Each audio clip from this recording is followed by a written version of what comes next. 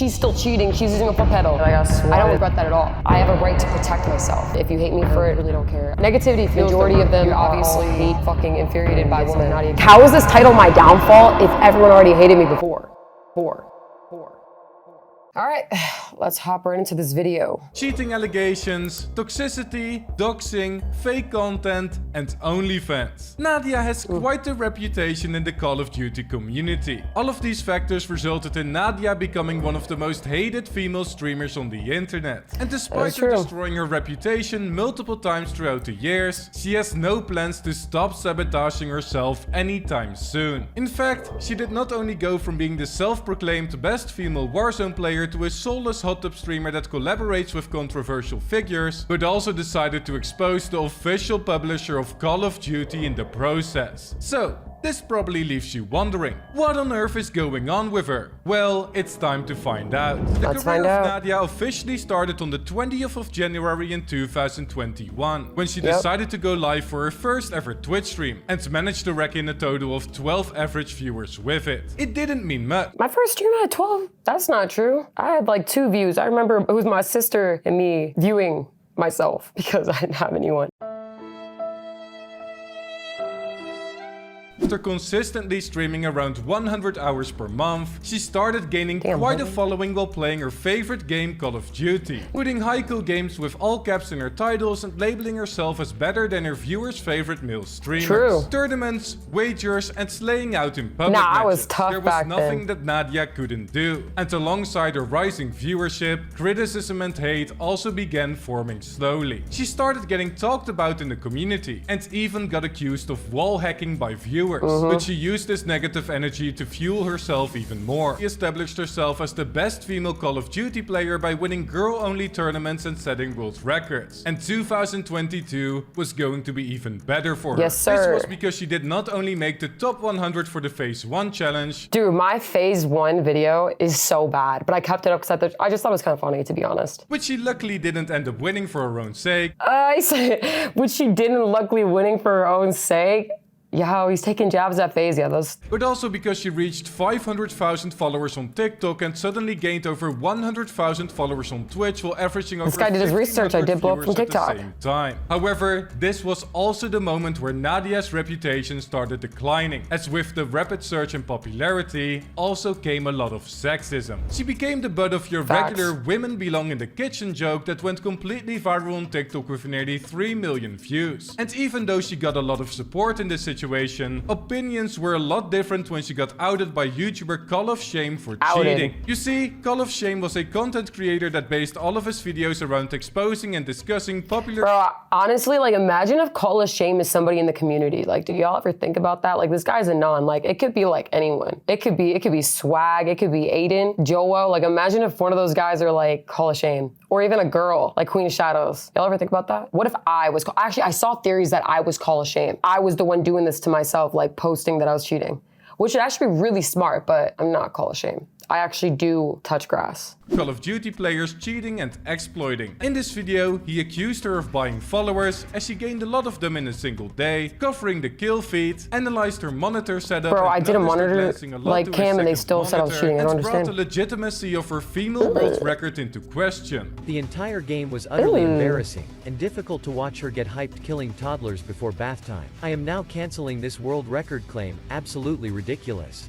Also showing examples of a less aimbot and using a VPN to bring that shit back. Lobbies. Nadia decided to respond to these accusations a few days later on her YouTube channel, I never denied that I everything and explaining that it was down to the fact that she grew very rapidly and that she's a female. Also saying that she glanced over— Oh my god, my thumbs, holy shit. The fact that I did a controller cam with my thumbs looking like that, like, and y'all hated on the wrong thing. Y'all were like, she's still cheating, she's using a foot pedal. If I saw somebody with those thumbs put a controller camera, that's the first thing I'm attacking, but I guess thank you for not. For a lot to look at the minimap and showed gameplay with a controller cam to prove that she isn't cheating. So, this meant that everyone dropped their suspicions and they all lived together happily ever after, right? No. Of course not, because the accusations continued, with Call of Shame making another. How did I use the attention to increase my audience? Like, And a mob of hate growing so large What? that Nadia even got swatted, which obviously I think I went tweeted way that I too got far, swatted, but that I she was used sad the about it, attention but to like increase I her wasn't like audience, clip and farming many me getting YouTubers swatted. started covering her situation. At one point, she completely switched her approach of dealing with these people, giving into their energy by using self-deprecating humor for marketing purposes, and becoming more toxic towards her haters and clapping back at people on Twitter. And in September, she defended herself from the allegations once again, finally responding to some viral exposing clips made on her. This clip is so funny, bro. You've seen or like heard about before? Yeah, this is like a frame glitch, and I've seen it multiple It times. is a frame glitch. Like streams. I mean, there's a guy who made a TikTok about it saying that he doesn't cheat and this happens to him. Her response for the final clip wasn't the best. I mean, whoever clipped that cut it right when I was like going up. I mean, I could have had a Yui. I could have just killed like somebody down there and, you know, it would have pinged him. My monitor's right there. Yeah, dude, the fact that I have a monitor cam, like, how But could at I, this like, point, if you y'all still would didn't see the believe that cheating. Nadia was actually cheating, couldn't you believe would this shit. definitely feel bad for her and be They on don't her even know what side. pre-firing And is, many people man. actually fought this way as she reached 100,000 subscribers on YouTube and a peak of 6,000 viewers on Twitch in November. But at the end of the year, Nadia would do something that ruined the image of her being this wholesome, innocent streamer full of positivity, as she doxed one of her own viewers. Let's say, okay, so guys, he just said that the downward spiral of me is when I doxed my viewer. On the 19th of December in 2022, YouTuber Mischief uploaded a video of Nadia doxing one of her viewers as revenge, and she got banned for 14 days as a result. She not only doxes her fans, So I just want to say, Daddy Slayer, I know you used your name as Daddy Slayer and you said enjoy using cheats, but what you don't know is that when you send me money on PayPal, it actually gives me your full name. So Charlie, thank you for the $1 dono, Charlie. but also goes the extra mile and directly incites harassment against said individual. Yeah, I hope that harassed him, For whatever okay. reason, you find actual time to do something in your fucking life, because now you look like a fucking idiot. Again, Charlie. So let's talk about this doxing thing. I want to say one thing, but I truly, truly, truly regret one thing. And it is the apology video I put out of me saying sorry. I'm not sorry that I said his first and last name. I don't think that we should protect people who are harassing and sending hateful messages. Once you publicly put your name out there, PayPal is public. So once you donate with PayPal, it's public. That's why I got unbanned, by the way. It's in the terms that it's public. So I don't regret that at all. It's really weird that we're protecting somebody hating anonymously versus protecting the streamer getting harassed. I think we're protecting the wrong people here, and if you hate me for it, I really don't care. I think cancel culture is extremely misconstrued. One thing about it is once somebody sees something, everyone bandwagons. They don't really actually look into what happened. And yeah, I joke, you know, my community, and I did troll back the hate. I did troll back the cheating. I'm constantly getting harassed by somebody, and they're donating because they know that that message will pop up continuously. That doesn't make it okay. I understand that the comments will be there. I understand that the negativity will be there under my tweets. Dislikes will be there, but to go further and embarrass me on my stream, and I'm playing a game and all I hear is that dono being played over and over again, I had every right to stick up for myself. When you do that, that's a further step, just like the swatting was further steps. Like when people go the extra mile, I have a right to protect myself, and I will. People calling for a permanent ban because of this. She got her ban revoked by Twitch after a whole Asmongold is also the biggest baby ever. Chica quoted his tweet and was like, hey, this is also bannable. And he's like, of course you're sticking up for her. She wasn't sticking up for me. She was just saying what you're doing is also bannable. But when Hassan Abi actually stood up for me, he literally was like, Asmongold looked like he was just having a rough day. He was fully sticking up for me, and Asmongold was quiet. So why'd you attack Chica? Why'd you attack me? Why didn't you, say something to Hassan, who was actually sticking up for me? You're a big baby and you're scared. You're obviously fucking infuriated by women. Because what? Like, you were quiet then. Nadia uploaded an apology video. Looking back at it and having the time to reflect, Come I on, go realized back. that wasn't the One best sec, way to Tyler. combat the hate. And I should have played into it how I normally play into like hate comments and stuff, how I troll them back.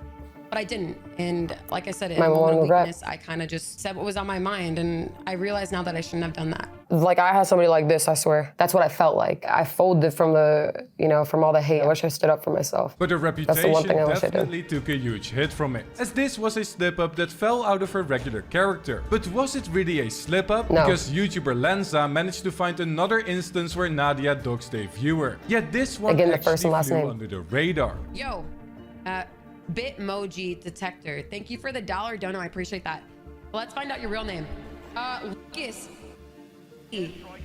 And Stop The innocent harassing people reputation of anonymously. Nadia started disappearing more and more over time, and her true colors began showing as her toxicity increased. shut your dumb up. Hold up. I know people are gonna comment, well, you signed up for this when you did social media, you knew you were gonna get a bunch of hate. Yeah, you know, that's right. If you're gonna dono me in hate, then say it with your name. When people say it with their name, I don't even attack back. I'm just like, all right. It's the people who are hating and they're being anonymous about it. To me, that just ticks me off. That's just how I feel about it. Shut your dumb up. 360 damage. Shut your dumb I miss this. True colors began showing as her toxicity colors, let's see. increased. Shut your dumb up. Shut your dumb up. 360 damage. This is my true colors. This is Call of Duty. Which even led to her getting voice chat banned. However, this was just the beginning, as That's Nadia Call of was Duty. slowly transitioning into the world of IRL streams and fabricated content. As she made vlogs with skits to utilize clickbait titles and thumbnails and collaborated with controversial streamers like Aiden Ross. It was a time where her Call of Clickbait Duty streams thumbnails. also started losing relevancy, what it losing is. more than half of her viewers from the peak in November. And she also got sick of playing Warzone 2, which meant that she had to come up with a new game's content trash. plan. Luckily for her, she experimented with this IRL content at the right time. Oh, this is the as first she time could I met see a spike in Azzy. viewership whenever she streamed it. And it resulted in her collaborating with Face Adapt, Bryce Hall, Aircool, and even familiar faces on her channel like Neon and Daddy Longneck. Smasher Pass, Love him. Hot Tub Streams, Truth or Spin the Wheel, and other low-effort IRL streams became the norm. Low effort IRL streams, you didn't even watch that. That was actually a really cool video and it wasn't even a stream. I went to a frat house and 1v1'd all guys in the frat house. That was just for YouTube. And I fabricated where I've never seen a girl do that. They started losing their mind and their respect for Nadia is when she made her own Passes account. Now, like I explained in my Stalker video, the Passes platform can be used to simply just sell selfies of yourself, like in the situation of Ava Majuri. But Nadia had different plans for this website and decided to treat it more like OnlyFans. Revealing and explicit pictures and videos of Nadia were now available. And it could all Explicit be yours pictures and for a videos. modest If you look at the 15, terms of services of 59, passes, or you can't post nudity, you'll get $19 per banned. month. The backlash she received on this was immense, as she went from a Call of Duty player with at least a tiny bit of respect left to your typical female hot tub streamer with a platform for exclusive content. And Nadia decided to respond to the hate in the way that she knew best. So back then in Call of Duty, I had a tiny bit respect, and now this one I have 0. Okay, so you're saying I had nothing to lose? Like, how is this title my downfall if everyone already hated me before? The attraction surrounding my name was majority negativity. So like, how did I have a downfall if most people didn't like me already? Content became more optimized for a male-dominant gamer audience over time. And when she topped this off with a video featuring the lie detector guy that allegedly got accused of faking it, this surely meant that the drama was over, right? She just became an IRL streamer with a Passes account that hung out with the popular creators in her niche. Well, no, because she had one final trick up her sleeve to make people hate her even more. Despite all the controversy and hate that Nadia and her brand attracted, as she was also under fire for making an LGBTQ+ joke in a TikTok back in April, Activision and Call of Duty always had a good relationship with her, as she would frequently use her connections with the company to get them banned for certain things. Bro, that was not a homophobic joke. How could I be homophobic? My uncle's dog is gay. What you want me to say? The dog is gay. Hey, yo, YouTube, let me show you guys this clip that people are saying I'm being homophobic about. This is how casual players shoot. This is how I shoot. This is how the LGBTQ community shoots. Look, with that clip being shown, all I'm gonna say is if you get it, you get it. And if you don't, that's on you. But when Nadia started becoming more of an IRL streamer that made explicit content, she failed to get an invite for the COD Next event from the company that once defended her. Now, COD Next is the first big public event where fans can see their favorite creators and players testing the new Call of Duty Modern Warfare 3 for the first time. And despite many popular influencers getting an invite for this event, Nadia didn't, and claimed that it was due to her posting bikini pictures on Twitter. In her exposing tweet, she dragged fellow Call of Duty creators creators into the situation, saying that double standards were in place when it came to Tfue, Aiden, Swag and Lucky posting revealing pictures. Sexism obviously exists at large in the gaming world, but when you use this card in situations where you get criticized for doxing viewers, insensitive jokes, or even jumping to conclusions on not getting invited for an event, your credibility will start to crumble, and it definitely added up to her terrible reputation on the internet nowadays. And if that wasn't enough, she now goes for the shock factor in entertainment by pulling off fake skits during her live streams, something that she learned from the expertise group of Aiden Ross and his friends. Aiden Ross did not make up pranking. Pranking has always been around. That's literally what kind of got YouTube even going with content. You have to wonder, if she truly wasn't cheating, why did she decide to leave her title of best female Warzone player behind and instead wanted to become the game another creator sucks. driven by shock value, attention and viewership? Well, money. She's simply just playing the same game everyone else is playing and realized the profitability of this content strategy Happiness when she doesn't played into exist, her guys. cheating Need something allegations back in Call of wanted to Duty. do So right now she's made me happy. combining the power of her predominantly male following, appearance and acting skills to find success. And it's working. Let's talk about a few things here. I do think that because I'm a woman, Activision did suppress me being invited out. Because what people don't know, when I was playing Call of Duty back then, I was playing with Chris Brown, like every day. I only did like IRL streams like twice a week, maybe once a week. I noticed that there was a Vondel event and I never got invited to it. And I messaged Call of Duty and Call of Duty was like, oh, it's because you don't really play. And I showed them my hours and it literally showed 95% was on Call of Duty. Only like 5% of it was on just chatting. And then she was like, actually, it's because we also wanted majority of people for like YouTube. That's not true. There was even people there who don't even play Call of Duty. So I thought that was weird. Then I wasn't getting sent packages. And this was still when I was playing Call of Duty, but I was doing just chatting here and there. And yeah, I was in the hot tub, but I didn't do anything to sexualize myself at all back then. I was not selling passes. So like just me being in the hot tub wearing a man bathing suit, like the hairy chest one, was enough for them to kind of pull away already, even though it was just trolling. I know that if one of the guys wore a bikini as a troll, they would not get banned at all. That's one thing. But the second thing is, I know that when you join a subscription only basis, regardless if you post nudity or not, it does flag because of the stigma around it. So like even if you look at these comments of the guys' videos, most of these comments were about me being on OnlyFans. Like I'm not even gonna lie, when I watched Swag react to it, he said an OnlyFans type thing. No one really specified that you can't do nudity, which I think is very important. But I mean, I did watch Swag's reaction though. He did, for the most part, seem like he wasn't defending me, but he wasn't really saying that I did anything wrong. But my point is like most people, you know, they see that I'm doing a subscription only basis and they immediately think it's explicit content when you cannot post explicit content. That's just how it is. I'm not really sure where the word downfall really comes into play. When did I ever actually have a rise in the eyes of social media? If you look up my name on YouTube, majority of them are all hate videos and it's like Nadia cheating, Nadia doxing. There's not one positive video about me that has over 1 million views. It's a constant hate train. But when I was sitting playing video games and just posting clips for fun, I got hated on for cheating when there's never been any concrete evidence at all. In fact, a lot of people told me to quit gaming and do OF. So when I started to sell bikini pictures, because that's what I actually sell, is literally the bikini pictures I post on Instagram, I sell it on passes. And maybe a toe in there or two. Oh well, that's a business move, you know? And I still got hated on. There is literally no winning in social media's eyes for whatever I do. I don't post nudity. I've never once did anything sexual besides kissing Azra, which is heavily sexualized because she's a woman and I'm a woman. What gender is the one sexualizing us? Because it's really not females, but I still get the immense hate. I know that these people don't even watch me because the majority, like I said, thinks that I have OF, but these people continue to ride the hate train. And I don't take it personal. I used to, but I realized the projection of the internalized hate that they have for themselves reeks of jealousy and desperation. If these people took like 10 seconds to actually click my stream, they would see that the content that I'm doing now is just me traveling and living my life and being happy doing what I wanted to do. This past month has been full of content with swimming with dolphins, swimming with pigs in the Bahamas, going to Horror Nights in Orlando and in LA, Knott's Berry Farm, which is also a haunted attraction, TwitchCon. You know, I'm just living my life and I'm just bringing my supporters with me. But instead, what they do is they take hours to make videos like this about me, or they take a few minutes writing paragraphs of hateful comments. To invest that much time into hating someone, instead of being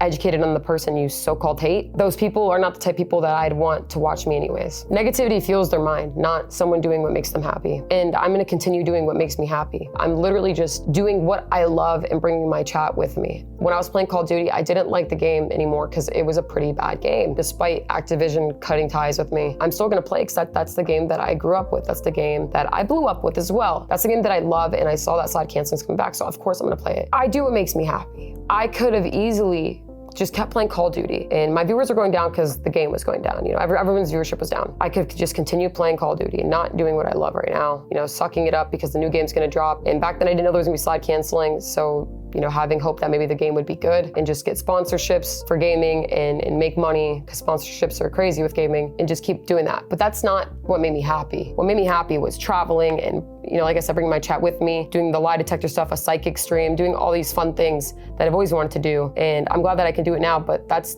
all that I wanted to do. Honestly, the way social media has skewed their hatred for me, it's just so immense that I really don't even understand why anymore. I get the whole cheating stuff, I milked it, but it seems like no matter what I do, if there's like even the tiniest negative notion about it, people just blow it up bigger than they would blow it up for literally anyone. I think it's from how I started, but you know, that's the pill that I swallowed when I milked it. But it gets a bit overwhelming when people just see, you know, the doxing thing, and then they immediately see that I like, they think that I like leaked the address without even knowing that the guy was harassing me before. And if they know that and I leaked the first and last name and they still want to hate on me, then sure. That's up to them. This video, my downfall is because I'm doing pool streams now. I don't even like really do those. I've been traveling all this month, but you know, that's just how it is. Social media, they just see what they want to see. They literally just take it and run with it. So with that being said, to the ones who supported me, I really do love you guys. I wouldn't be here without you guys. The ones who actually believe in me and took the time to actually see who I really am and what I really do and what I really believe in. Thank you. You guys are the reasons why I literally get to do what makes me happy. My dream is actually reality for you guys. So thank you to the people who like really support me, gave me a chance when they saw the negative attraction, and they stuck around because they saw who I really was. I do really appreciate that. I wish the mask was like that. All I could just do is hope that people actually, you know, give me a chance and take the time to investigate on their own what really happened, what I really do, what I really post. And you know what, there will be. I have to believe that, and I do believe that because I've grown more and I have a stronger community. I really thank you guys. I will continue doing what makes me happy, and I really do thank you for the people who stay by me. I love you guys. I hope you guys enjoyed this video. I haven't done like a one-on-one in a very long time. So let me know in the comments below what you think. Till next time, bye.